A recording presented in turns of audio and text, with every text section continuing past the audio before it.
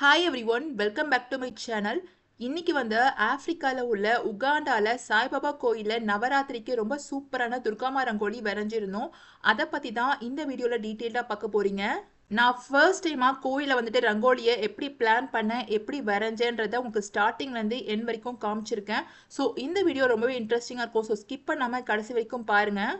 எப்போவுமே நீங்கள் ஒரு பெரிய ரங்கோலி வரையும் போது கிரிட்லைன்ஸ் மெத்தடை பயன்படுத்தி வரைஞ்சிங்கன்னா ரொம்பவே பர்ஃபெக்டாக இருக்கும். ஸோ இப்போ என் ஃப்ரெண்டு தான் வந்துட்டு லைன்ஸ் போட்டுட்டு இருக்காங்க. இப்போ லைன்ஸ் போட்டு முடிஞ்சதுக்கு அப்புறமா இப்போ நம்ம ரங்கோலியை ஸ்டார்ட் பண்ணிடலாம். எப்போவுமே நம்ம வீட்டில் கோலம் வரைகிறதுக்கும் ஒரு கோயிலில் வரைகிறதுக்கும் நிறைய டிஃப்ரென்ஸ் இருக்கும்.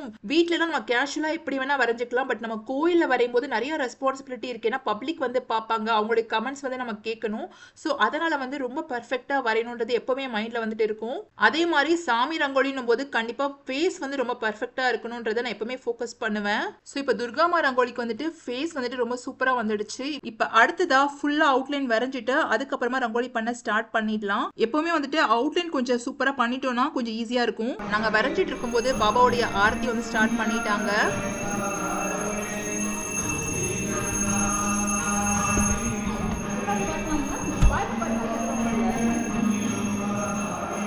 நாங்க ரங்கோலி வரைகிறத பார்த்துட்டு கோயிலுக்கு வந்திருந்த ஒருத்தங்க நானும் உட்காந்து பார்க்கறேன் அப்படின்னு ரொம்ப ஆசையா உட்காந்து பார்க்க ஆரம்பிச்சிட்டாங்க. நான் எப்பவுமே சாமி ரங்கோலி வரையும் போது அந்த ஃபேஸ் மட்டும் வந்துட்டா போதுங்க, எனக்கு பாதி ரங்கோலி முடிச்ச மாதிரி சந்தோஷம் எனக்கு வந்துடும். அதுக்கப்புறமா கொஞ்சம் ரிலாக்ஸாவே போடலாம்.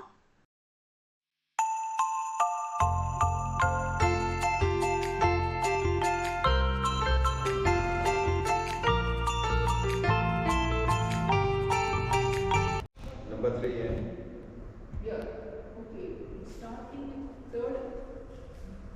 Ending where? இப்போ துர்காமா ரங்கோலியோட ஒரு சைடு கைகளுக்கு ஃபுல்லாக வந்துட்டு ரங்கோலி ரொம்ப சூப்பராக கொடுத்தாச்சு. இப்போ அப்படியே அடுத்ததா அம்மாவுக்கு கீழே வந்துட்டு ஒரு சிங்கம் வரையறதுக்கு பிளான் பண்ணியிருந்தோம். இப்போ அதுக்கு வந்து கலரிங் வந்து பிளான் பண்ணிட்டு இருந்தோம்.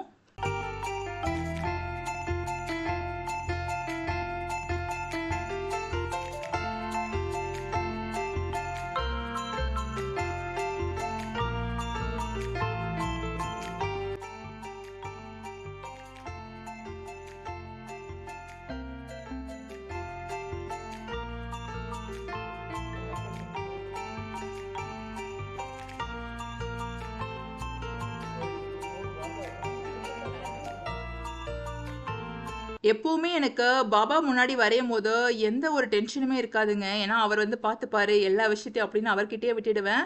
வரைகிறதுக்கு முன்னாடியே அவர்கிட்ட சொல்லிடுவேன், நீ தான் எனக்கு கைட் பண்ணி நல்லபடியாக வரைய வைக்கணும்ட்டுன்னு. ஸோ அந்த மாதிரியே எல்லா வாட்டியும் நடந்துடும். கண்டிப்பாக வந்துட்டு சாயை கும்பிட்றவங்களுக்கு அதோட சக்தி என்னன்றது தெரியும். ஏன்னா அது வந்து ஒரு மேஜிக் தான். சாய் கும்பிட்றவங்களுக்கு வந்து அந்த மேஜிக் வந்து கண்டிப்பாக அவர் நடத்துவார். அந்த மேஜிக் வந்து லைஃப்பில் நிறைய நடந்திருக்கு எனக்கு. சாய் டிவோட்டீஸ் யாராவது இந்த வீடியோவை பார்த்துட்டு இருந்தீங்கன்னா மறக்காம உங்கள் லைஃப்பில் சாய் நடத்திட மிராக்கிள்ஸ் பற்றி கமெண்ட்ஸில் ஷேர் பண்ணுங்க எனக்கு.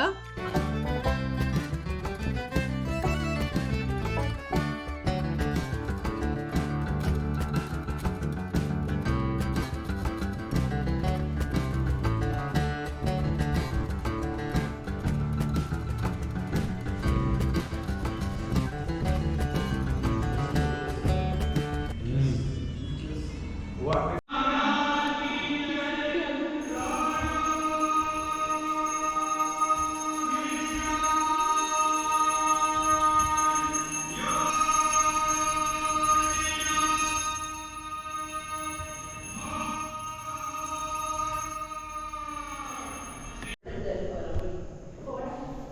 ரங்கோலி போட்டு முடிச்சதுக்கு அடுத்த நாள் தான் பூஜை எப்பவுமே இருக்கும். இப்போ பூஜைக்கு தான் எல்லாருமே வந்திருக்கோம். துர்காமா ரங்கோலி எப்படி இருக்குன்றத மறக்காம கமெண்ட்ஸ் என்கிட்ட ஷேர் பண்ணுங்க.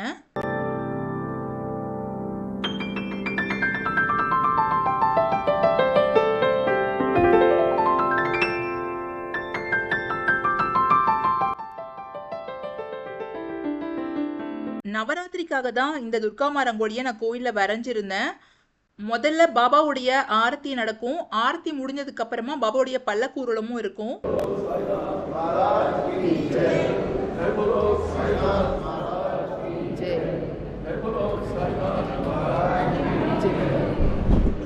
பாபாவுடைய ஆரத்தி பல்லக்கூரலம் இதெல்லாம் முடிஞ்சதுக்கு அப்புறமா கொஞ்சம் கூட்டம் குறைஞ்சிடுச்சு. அதுக்கப்புறமா நான் ரங்கோலி கிட்ட உட்காந்து ஃபோட்டோஸ்லாம் எடுத்துட்டு இருந்தேன். என் ஃப்ரெண்டோட குழந்தைங்களும் ரங்கோலி பக்கத்தில் உட்காந்து நிறைய ஃபோட்டோஸ்லாம் எடுத்தாங்க. கோயிலுக்கு வந்திருந்தவங்க எல்லாருமே கோலம் ரொம்ப சூப்பராக இருக்கு அப்படின்னு சொல்லியிருந்தாங்க. எனக்கு அதுவே வந்துட்டு போதும், ரொம்ப சந்தோஷமா இருந்தது. ஒரு கோலம் போடுறதையும் தாண்டி நான் சாய் முன்னாடி வரையறத ஒரு பெரிய வந்துட்டு பிளஸ்ஸிங்காக எப்பவுமே நினைப்பேன். ஸோ அந்த மாதிரி தான் சாய் முன்னாடி கோலம் வரையும் போது ரொம்பவே சந்தோஷமா இருக்கும். ஸோ அந்த மொமெண்ட்டை இப்போ நான் என்ஜாய் பண்ணிட்டு இருக்கேன். உங்கள் எல்லாருக்கும் இந்த வீடியோ ரொம்ப பிடிச்சிருக்கும்னு நினைக்கிறேன். நெக்ஸ்ட் ஒரு இன்ட்ரெஸ்டிங்கான வீடியோவில் உங்கள் எல்லாரும் நான் மீட் பண்ணுறேன். அது வரைக்கும் stay tune and thanks for வாட்சிங். உங்களுடைய பாசிட்டிவ் அண்ட் நெகட்டிவ் ஃபீட்பேக்ஸை மறக்காம என்கிட்ட ஷேர் பண்ணுங்கள். எனக்கு அது ரொம்ப ஹெல்ப்ஃபுல்லாக இருக்கும்.